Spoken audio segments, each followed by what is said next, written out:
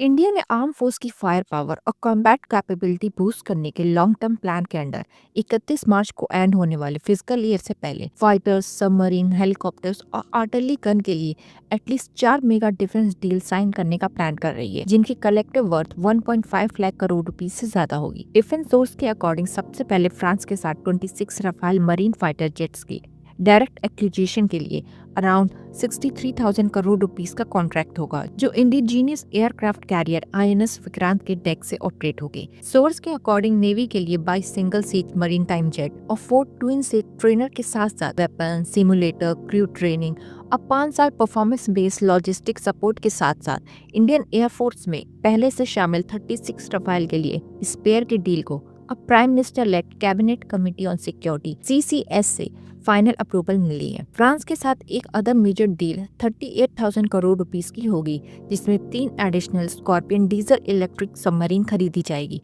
जिनमें पानी के अंदर ज्यादा समय तक टिकने के लिए एयर इंडिपेंडेंट प्रोपल्सन AIP की सुविधा होगी। इनको मुंबई बेस्ड माझगांव डॉक में बिल्ड किया जाएगा। 3 न्यू बोट, जिनमें से फर्स्ट 2031 तक बनकर रेडी हो जाएगी।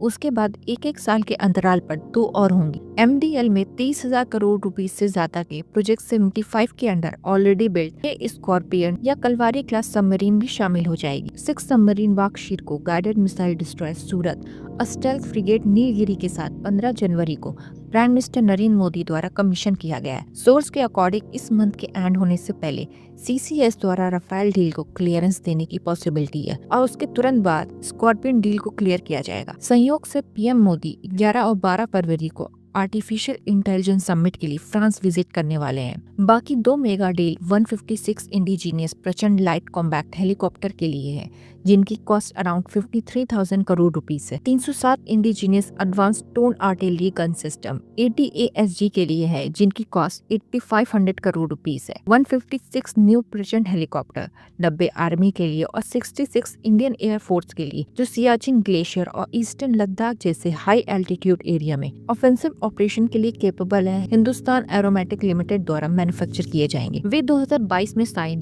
3,887 करोड़ रुपीस के कॉन्ट्रैक्ट के अंदर पहले से ही शामिल किए गए 15 ऐसे चॉपर में ऐड हो जाएंगे। DRDO द्वारा डिजाइन और डेवलप ATAGS, जिनकी स्ट्राइक रेंज 48 किलोमीटर बताई गई है, को प्रोड्यूस भारत फोर्ज और टाटा एडवांस सिस्टम द्वारा किया जाएगा।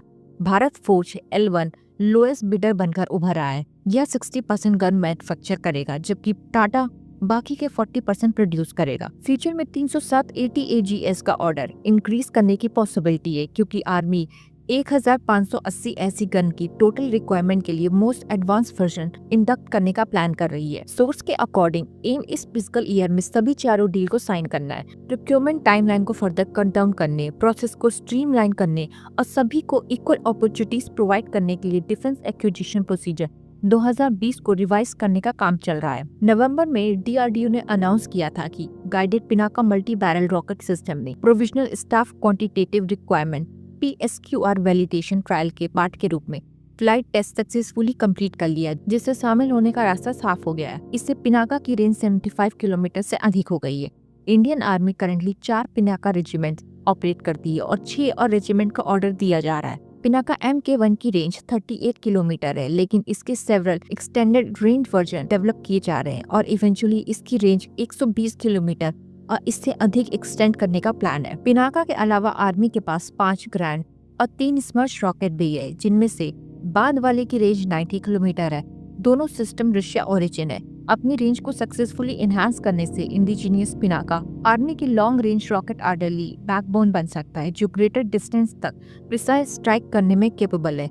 आर्मी 155 mm/52 कैलिबर के K9 वर्ज 30 self propelled track artillery gun के अपनी फ्लीट को एक्सपैंड करने का भी प्लान कर रही है। करंट 100 K9 वज्र गन, जिन्होंने डेजर्ट, प्लेन और लद्दाख जैसे हाई एल्टीट्यूड रेंज में अपनी इफेक्टिवनेस को डिमॉन्स्ट्रेट किया है, जो एडिशनल यूनिट के साथ बढ़ाया जाएगा। दिसंबर में डिफेंस मिनिस्ट्री ने आर्मी के लिए 100 एडिशनल K9 वज्र के प्रोक्योरमेंट के लिए लार्सन और तोब्रो लिमिटेड LNT के साथ 7,628.70 करोड़ रुपीस के कॉन्ट्रैक्ट पर साइन किए।